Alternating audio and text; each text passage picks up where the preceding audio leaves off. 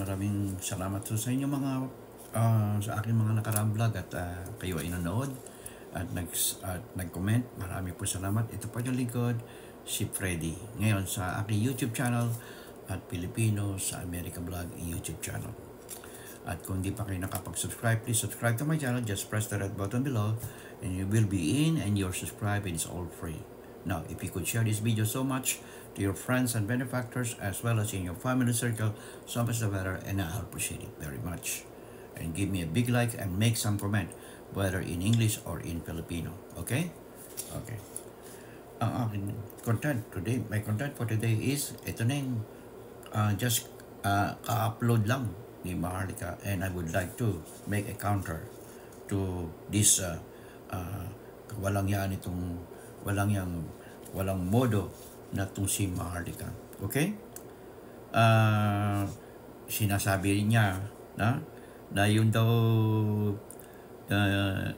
YouTube channel ni General Macanas ay nahack daw. Naku. Paano mahahack yun? Ha? Okay. Hindi ko alam kung bakit nahahack yung mga ganyan, ano?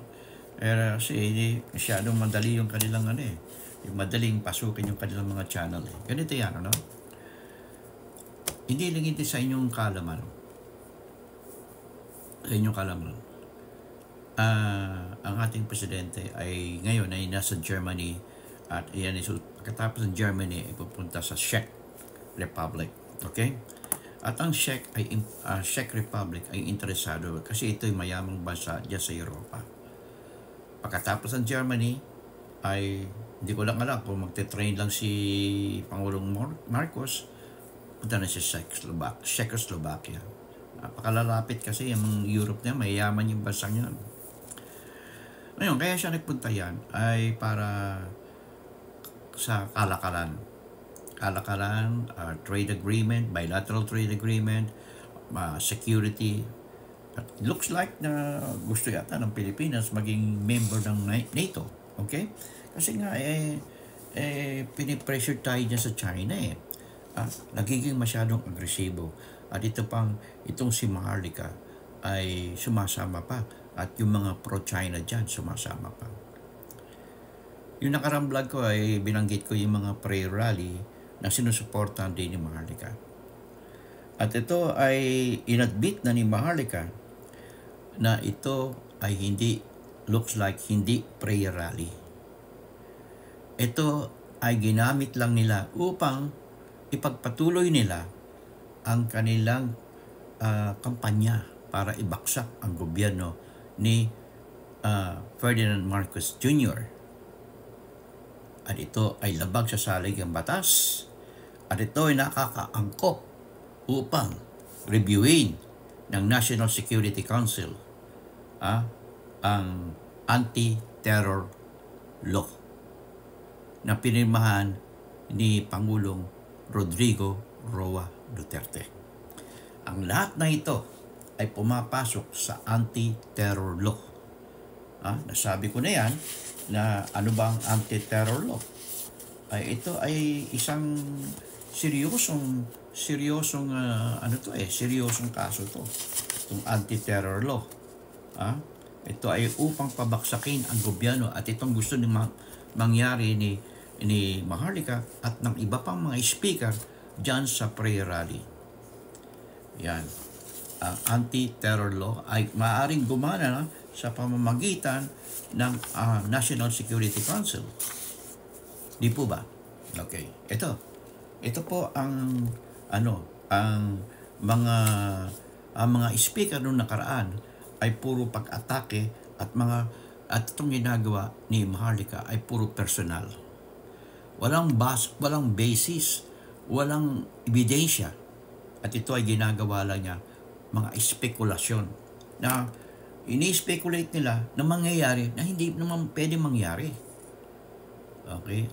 I remember the word speculation. Always speculation. Yeah?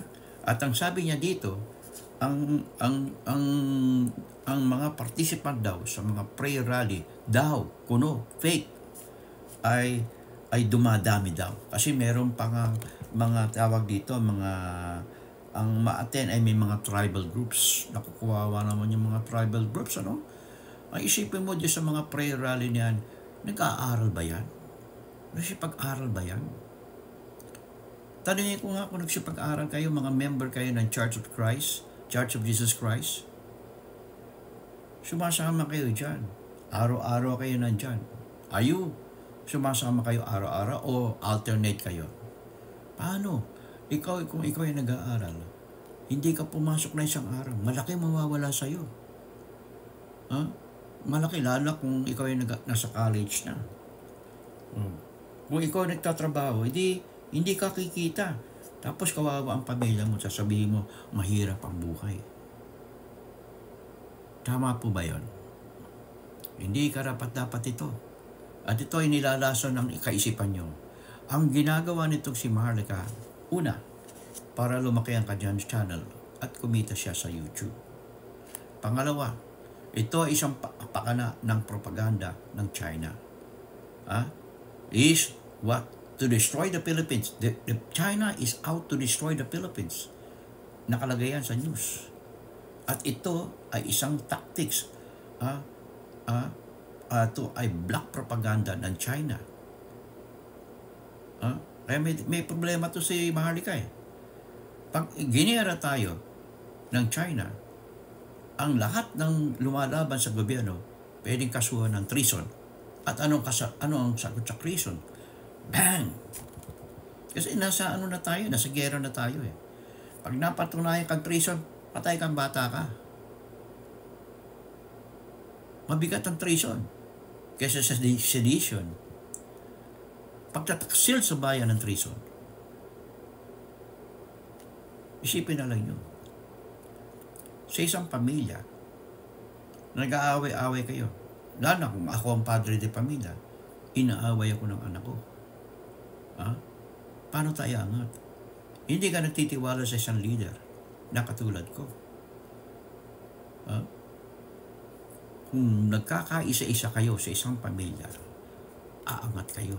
Kasi meron kayong goal na tinitingala at gusto nyo marating yun. At from time to time, magkakundak ka ng, katulad ng isang company, magkukundak ka ng seminar, training for your staff in order for you to meet the goal and objective. At from time to time, you will be updated ng inyong manager, ng inyong vice president, at different departments in a company. If in a nursing home, the same thing. In a hospital, the same thing. You need to meet in order for you to meet a certain objective and goals and not to miss and attend to this prayer rally. Tayo ay binibigyan ng isang araw ng Diyos upang tayo ay magpahinga at sumamba sa Kanya. Hindi sa araw-araw ng Monday to Saturday, ay aatin tayo sa mga prayer rally nito. Kung ganyan ang mangyayari, sino magiging doktor? Sino magiging pulis? Sino magiging architect? Sino magiging engineer? Sino magiging scientist? Sino magiging nurse? Isipin na lang niya yan. Kaya nga meron tayong mga pastor, mga pare, na sipag-aral ng 20 years, 10 years, more than 10 years. It's a continuous training and professional career. Tapos ikaw magbabasa ka ng Bible na says overnight, and you could share and you could be a preacher. That is crazy, guys. Okay? Tingnan natin. Kaya kailangan kayo tuloy-tuloy ang pag-aaral. Okay, tingnan natin kung ano ito sinasabi ni Maharlika. Posible na binitbit na nila ang pinanalo nila sa loto. Posible na may bitbit silang mga epektus na mga ninakaw nila sa kaban ng bayan. Kasi posible. Ano ibig sabihin ng posible? Hindi siya sigurado. Speculation. Right? Okay. ang target nila is pagnanakaw. Ulit-ulitin natin dito. Target niya, pagnanakaw. Hindi siya sigurado. Sa isang korte, dalawang bagay lang, dalawang factors lang in order to convict a person if he or she is guilty or not. There must be evidence and witness. isa man dyan ang wala. Hindi pwedeng makumbik ang isang tao sa korte. Okay, mga abogado, tama ba ako o mali? Okay, ito, tuloy natin. For almost 2 years, wala siyang ginawa kundi mag-travel. At ibinibida ang For 2 years, sabi ni Maharlika, puro mag-travel. Mahirap ang mag-travel. Ginawa ko na yan, napakahirap. Always pagod ako. Nung ako ay nandyan sa Pilipinas, travel ako ng travel. Kailangan ko kasi kailangan ko kumita Kasi kung nandiyan ka lang sa loob ng opisina, wala kang kita. Pag lumalabas ka, marami akong tinatamasang biyaya. Kasi nagtatravel ako, mas malaki ang rate ko. At talagang pagod ako. Pagdating ko sa hotel, at binibigyan ako ng hotel accommodation. At meron akong representation expenses. At yan ay akin nililiquidate. Kailangan gawa ka ng maraming reports. Paano mo ginastos ang perang ibinigay sa'yo ng kumpanya? In detail. Kung magtataksi ka, ilalagay mo from point A to point B. Kung nagpakain ka, bakit ka nagpakain? May project ka, i-explain mo yung project. Ano resulta ng project mo? Is it working or nakinabang ba ang kumpanya? Hindi madali ang mag-travel, nakakapagod. At yung mga public speaking engagement ng presidente, hindi mo kaya yan, Maharlika. Hindi mo kaya yan. At sinasabi mo na kailangan ang First Lady ay, sabi mo, si ating presidente ay under. No. It is, ang husband and wife is what you call collaboration. Si Attorney Lisa ay isang batikang abogado. May sarili siyang law office. Ikaw, meron ka bang law office? Wala. Ay nako. Kaya kayong mga Pilipino na nanonood sa akin, mag-comment kayo dito. Mag-comment kayo sa aking YouTube channel at Pilipino sa America Vlog YouTube. Mag-subscribe na rin kayo at bigyan nyo ako ng big likes at huwag nyo kalimutan na mag-comment. Importante yung comment. Malaman ko lang kung ano ang nararamdaman ninyo at lalo kayong mga kabataan na nagsisipag-aral. Wag kayong maniwala dito kay Maharlika. Tingnan nyo ang kanyang pananalita. Walang basihan. Okay, tuloy natin. mga pledges. For 2 years, pledges pa rin ang binibida. For all Sabi niya, pledges daw. Nandyan na nga yung pinadala ni President Joe Biden dyan sa Maynila, dyan sa Pilipinas. Isang grupo yun ng mga negosyante na Amerikano na pinangako last year ng ating presidente dito sa Amerika, President Joe Biden, na tutulungan ang Pilipinas in accordance with the bilateral trade agreement and military security. The same thing na ginagawa ng ating presidente diyan sa Germany at pagsusunod niyang biyahe ay Czech Republic. Hindi naman kaila sa inyo na mahirap ang ginawa ng ating presidente. Simula siya ay nanungkulan bilang Pangulo ng ating bansa diyan sa Pilipinas. Inaway ng dating Presidente Rodrigo Roa Duterte ang buong mundo except for China and Russia. At ano nangyari? Walang pumasok na foreign investment diyan sa Pilipinas nung inaway niya ang Amerika. Minura ni Rodrigo Roa Duterte ang Amerika, lalo na ito kay President Barack Obama.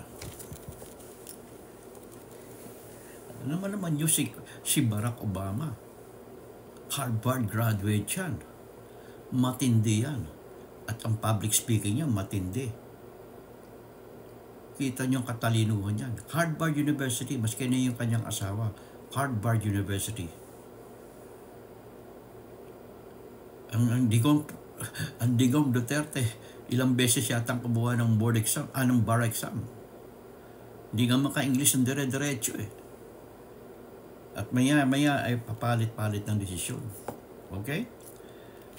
Kaya, sana kayong mga Pilipino dyan sa Pilipinas, pag nakita nyo, umaasenso ang ating bansa, suportahan nyo. Katulad dito sa Amerika.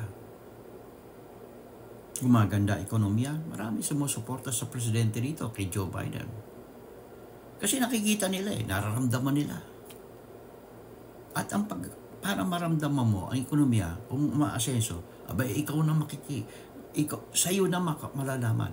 Siyempre, ang presyo ng bilihin tumataas as the economy is also growing. Tumataas ang sweldo mo rin, di ba? At dumadami ang iyong pagkakakitaan ng trabaho. Pagkakakitaan ng trabaho means yung income ng pamilya mo ay umaangat. Ang problema dyan sa Pilipinas, isa lang ang nagtatrabaho. Mali. Dapat, hanggat maaari, kung lahat ng pamilya ay pwede miyembro ng pamilya ay magtatrabaho, so much the better. Hindi mo iaasa sa isang tao lang. Nakikita ko dyan sa Pilipinas naka-standby lang Nakaupo. Ay dito hindi pwede yan sa Amerika. Hindi pwede yan. Okay, tuloy natin ito kay Almost Maharlika. 2 years, ano na ang sitwasyon ng buhay ninyo?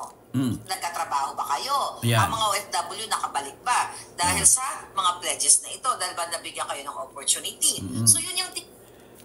Bakit ba ang ating seafarers ay umangat ang mga kabuhayan? Bakit ang mga Pilipino ay nagkakatrabaho?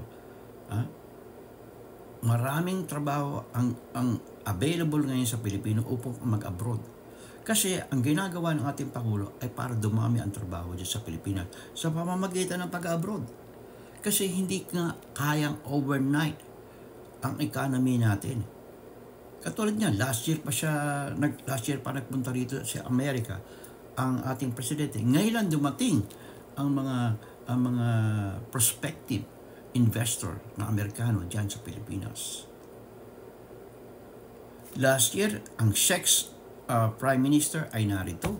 Sinabi, nag-usap sila ng ating presidente na interesado ang Czech Republic sa mga Filipino workers. Kaya, ngayon lang inano ni presidente na makabalik siya sa Czech Republic upang yung trade yung employment availability ng mga Pilipino ay i-commit niya sa Czech Republic. At pag-uusapan niya, hindi basta-basta sinabi na, punta na kayo dito. Hindi ganun. Maraming pag-aaralan yan. Security, welfare ng labor relationship. Lahat yan. Kaya marami siyang delegasyon na dinadala. Nag-uusap yan sa isang long table o separate table. O ganito ang aking patikano dito, ganito ang sistema namin. Hindi po sinabi na, ganun kadali. Hindi ganun kadali. Ang mga professional hindi ganun maghusga. Kung kayo ay nalilito sa ginagawa ng ating presidente, abay makinig kayo sa mga may alam. Okay? Lalo na yung mga manager ng different departments, different companies diyan sa Pilipinas. Kausapin nyo kung kilala nyo sila. Paano ho ba? Ganito makadali o ganito kahirap ang maganap ng trabaho sa isang grupo diyan katulad sa Pilipinas, magtatrabaho sa Czech Republic. Unang-una, culture. Pangalawa, yung kanilang batas. Pag-aaralan mo yan. Dumating ako dito, hirap na hirap ako sa Amerika. Marami akong di alam. At ganun din. Pag ikaw ay nag-ibang bansa. Dito nga ako nag-aral. Nag-aral pa nga rin ako dito sa Amerika. Hindi sapat ang aking pinag-aralan dyan sa Pilipinas. Kaya I need to study more and attend many trainings dito. Continuous ang training dito. Walang katapusan. Okay? So, ito pa. Huling bahagi na lang ito. Titignan ninyo mga palangga. Kasi,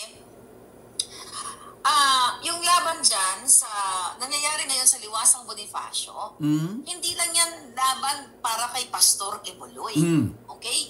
Ang pinag-ugatan ng laban natin, kumbaga, dahil may issue kay Pastor, na siya ay ginigipit, kaya sila, ang kanilang organization, ang kanilang religious kingdom of Jesus Christ, talagang nag-voice out sila. Pero bago ginipit si Pastor Kibuloy, mga kababayan, ano ba ang pinaglalaban natin na dapat hindi natin kalimutan? Etong smuggling. Okay, nakasabwat o hindi nakasabwat, business partner, si Lisa Ahas, si Marcos Jr., si Tambaluslos. Kaya doon sa mga religious group, smuggling. Asa ng ebidensya? Convicted ba? Mabigat yung kasong inaano ni Maharlika. Dati siya kasama ng ating Pangulo, ng ating First Lady, being as vlogger. Mabigat ang kanyang paratang. Alam niya kasi dito na siya sa Amerika eh. Mahirap siyang kasuhan pag nasa loob na siya ng Amerika. Kaya hindi siya makapunta dyan sa Pilipinas. Kaya sana ay maging matalino tayo at mapanuri dyan sa Pilipinas. At ang aking payo sa mga kabataan, hindi ko pinagpapayuhan ng mga katulad ko kasi mga baluktot at alamura. Yan nga pala napansin ko dyan sa Pilipinas. Maraming kabataan na marespeto. Pag nagko-comment sila sa akin dito, ay parating meron po. Kahit na laban sila, meron silang po. Marespeto. Hindi katulad ng mga kasing edad ko. Medyo mababa ng konti. Mura, below the belt ang banat nila sa akin. Hindi ko sila masisisi kasi kung kay Presidente gano'n ang ginagawa, how much more sa akin. Okay, so I do hope that we will meet again for the next issue that is Maharlika is going to address to her channel. At the same time, ako naman dito ay parating nakatutok upang i-neutralize ang kanilang mga channel. Okay? Maaari silang makinabang, but hindi ko gusto na pabaksakin ang gobyerno ng ating Pangulo na nagtatrabaho ng gusto at sa ikaunlad ng ating bayan sapagkat aasenso ang ating bayan kung itutuloy ng ating presidente ang pagbibiyahe-biyahe na yan. Dumadami ang nakakaalam. Lumalago ang kaalaman ng buong mundo sa ating bayan. At siyempre, ang ekonomiya ay apektado. Maraming salamat po sa inyong lahat at sana'y manood tayo ng aking video. Araw-araw ay meron akong bago. I-click niyo yung notification bell para whenever I have a new video, you will be easily notified. Okay? Again, in God we trust, never hold your peace.